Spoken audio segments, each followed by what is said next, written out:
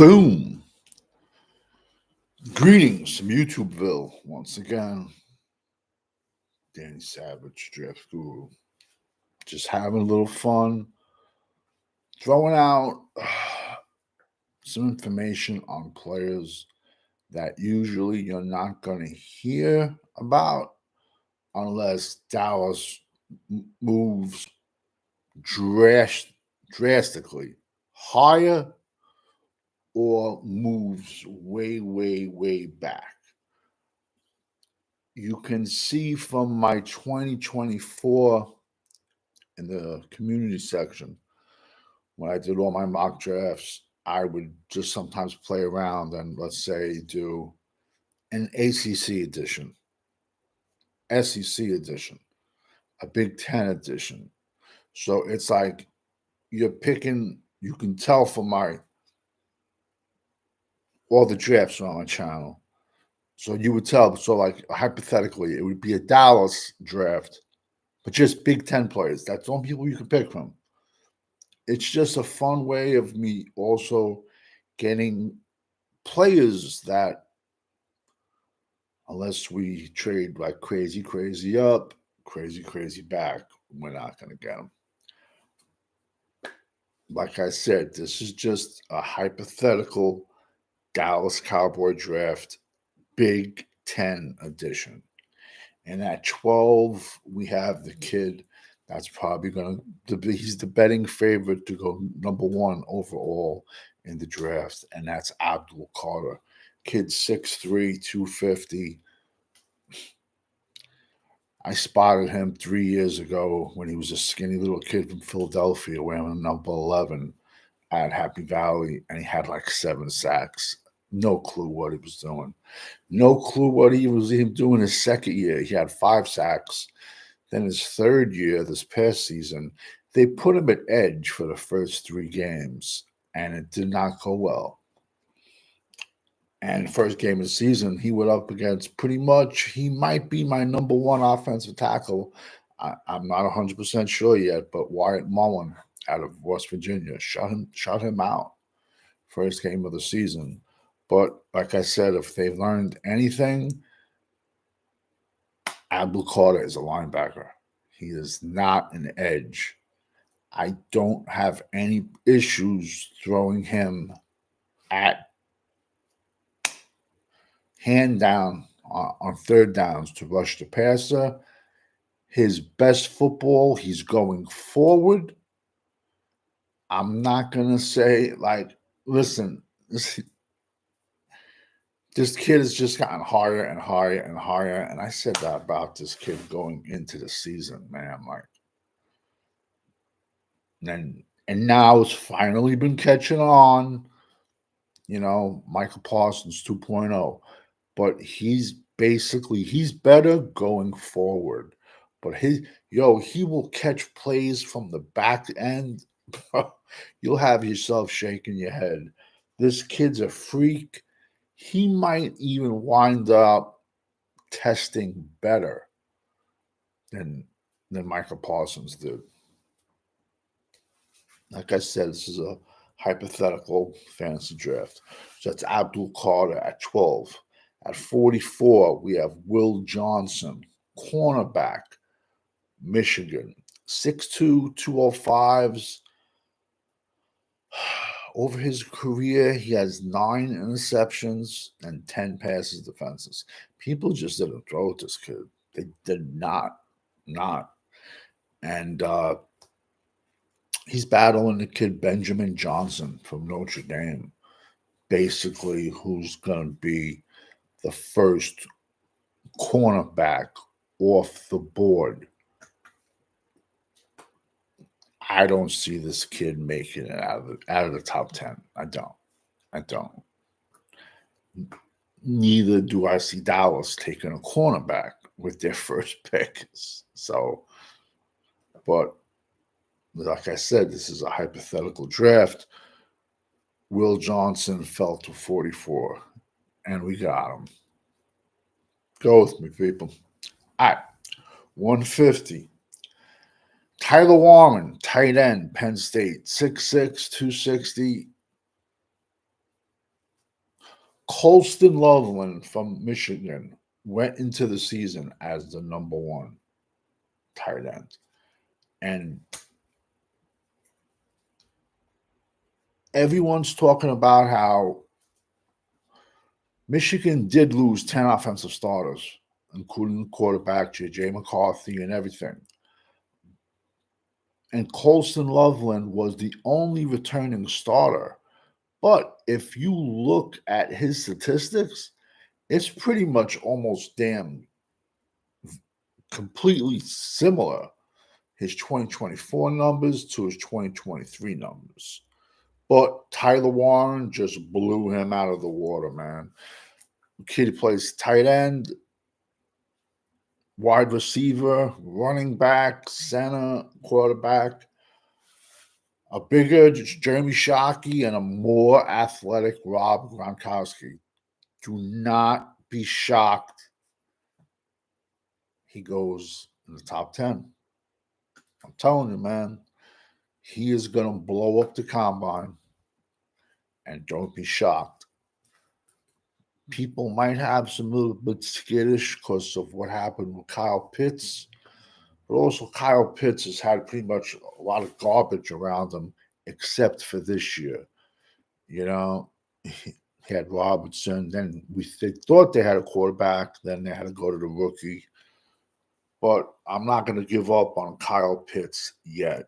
But Tyler Warren, hands down, no ifs, ands, or buts, bro. Good evening. Second, third shift mock draft call. Right, bro. Third shift mock draft crew. That's a good man. That's a good one, man. But yeah, man, Tyler Warren is hands down number one tight end in this draft. And if anyone argues with you about that, that's just because they're a super fan of another team. But it is a crazy tight end class. You could see 4 tight ends go in round 1. Tyler Warren, Colston Loveland, Mason Taylor, that's Jason Taylor's son out of LSU, and then Harold Fannin out of Bowling Green. It's possible.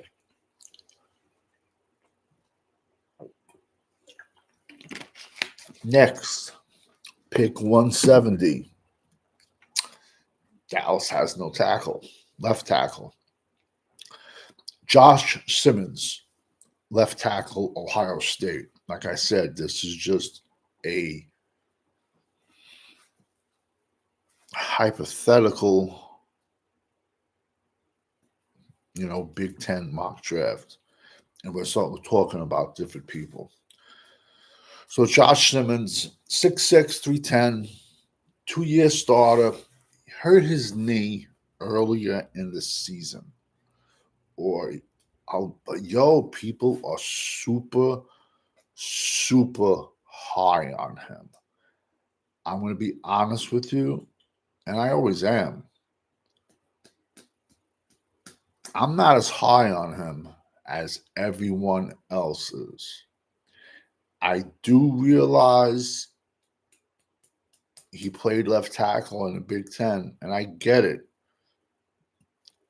But I'm just, listen, can things change from now until draft week? Yeah. Can things change from now until when I do my final rankings? Yeah. But put it this way, man. A lot of general managers and coaches that get fired every year got this kid as a top 10 pick. And me personally, just my opinion, I don't see it.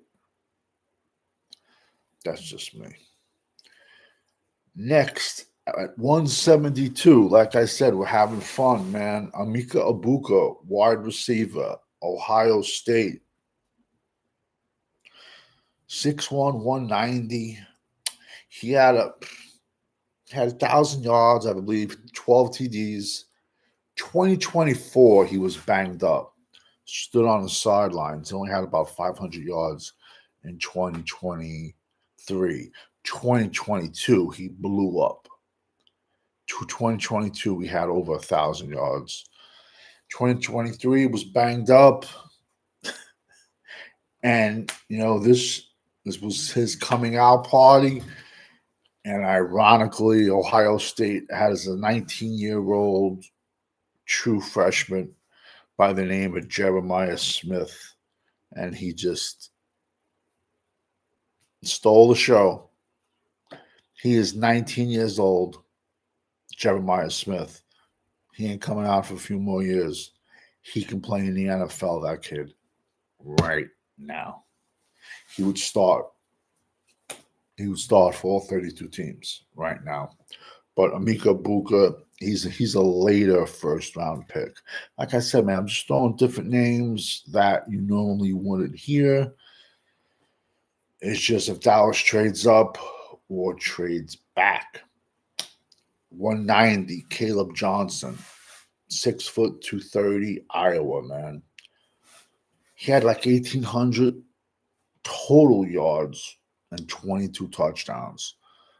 The Big Ten overall has a plethora of running backs in this draft. It's ridiculous. I easily could have threw Kushan Judkins in there from Ohio State. I could have easily have thrown Trevon Henderson from Ohio State in there. The two Penn State kids that I thought were coming out, they're going back in. Nicholas Singleton and Katron Allen, they're both monsters. I could have threw in there just as a late dude. Man, he's either going to get someone fired or hired. Is Donovan Edwards, Michigan running back? Because honestly, I don't know what I don't know which Donovan Edwards is going to show up. I don't know. So I could have went with a million different running backs at this position, but boom, Caleb Johnson, running back, Iowa. 211, like I said, man, we're just playing, having fun. This is just a mock draft based on the Big Ten. That's it. That's all it is. At 211, we got Jack Sawyer, Ohio State, 6'5", 260. Bro, the kid's just blue collar, tough ass worker, man. He's going to come to work every day. He's going to play hard. Yes, Rutgers is in the Big Ten. I wanted to, you know what it is? I wanted to put Kyle Monangai down. Listen, in my opinion, I'm going to be honest with you, man. And I like to be a trendsetter. Not a trendsetter. I like to be different from the crowd. Very easily, Kyle Monangai can be the first. No, because notice these people don't. 99% of these NFL teams don't know how to draft. Kyle Monangai could be the most talented running back out of this class. I personally, if Kyle Monangai gets out of round 2, that's criminal. Criminal. He led the Big Ten in rushing in 2023 and with 1,300 yards and like 10 TDs. And this past 2024, he had like 1,300 yards and 10 TDs. And he's 5'9", 215 bowling ball. And do not compare him size-wise to Austin Gentry. But I just wanted to talk about bigger players, different players, because I felt like it's ironic. I talk about Kyle Monangai a lot, but yet I don't see anybody else, bro. I even seen him in high school, man, for 4 years. Don Bosco, he went to a nationwide powerhouse. But yeah, bro, Jack Sawyer, he was in the middle of that fight with Ohio State and Michigan with the planting of the flag. I don't have no problems. I encourage my players to fight. I'm sorry, bro. We win together. We lose together. We're going to fight together, too, if we have to, man. And, this kid has crazy heart. He wouldn't let them plant that flag, but besides all the measurables he has, And as crazy as it is, man, a team like the Ravens or the Steelers are going to get him. He's going to be like a late first round pick. You got to realize, are you like a floor guy or a ceiling guy?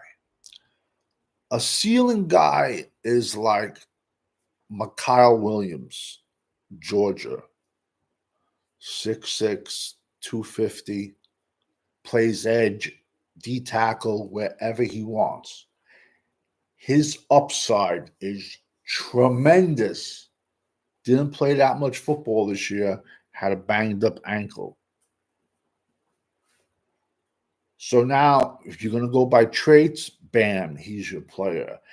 If you want to be conservative, and let's say Jason Garrett was still coaching this team,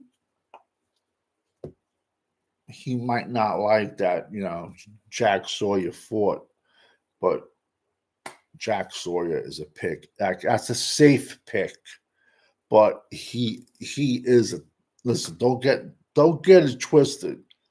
He's a top 10 edge, and you're gonna in the top 40 to 50, in the top 50 picks, you're gonna see 25 defensive linemen go off the board easily.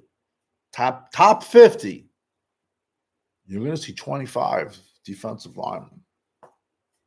Last pick, just like I said, playing around with defensive tackle Talik Williams, 6'3", 330, defensive tackle, Ohio State. He had a little bit, he was banged up this year. Stats wasn't all that. Came on more at the end of the year. He missed some games in the front. Like I said, this is crazy, man. This was just a Big Ten draft, and I could have went in. I could have went Kenneth Gant. I could have went with Michigan. I'm not a big fan of, but I'm just saying I could have put Winston, the safety from Penn State. I could have took Reed, the safety from Penn State, Sebastian Castro, the safety from Iowa, Higgins, Iowa. I could have thrown so many more Big Ten players out here. But like I said, I'm just having fun. And Dallas has like 8 to 10 picks. So but I'm legit leaving like 30 to 40 kids out there that left off. I just wanted to talk about different players, and as crazy as it sounds, we don't know what Jerry's going to do. He could take a wide receiver. He can, it's nobody knows what the madman is going to do. We don't. It is what it is. But like I said, I just wanted to throw a fun one at you. So I did like, if you go into my community settings, you'll see last year in 2024 draft. Last year's draft, I did a million mock drafts, but I also did Big Ten drafts, SEC, ACC. Everything's on my channel, all my prior drafts from last year's in my community section. And like I said, just to have some fun, throw things around. Will be this week it'll be SEC. And you get to talk about I get to talk and to explain about different players that we might take, we might not take, but the more knowledge, the better, man. That's just the way I look at it. Yeah, Rutgers is still in the Big Ten. They got a sleeper. This kid, Tyrell Powell. He's an edge, man. He's 6'5", 250. He's had some injury problems at Rutgers. Rutgers also had another monster linebacker this year, Muhammad Toure. He got hurt like before the season even started, so they redshirted him, gave him another year. Tyrell Powell came out.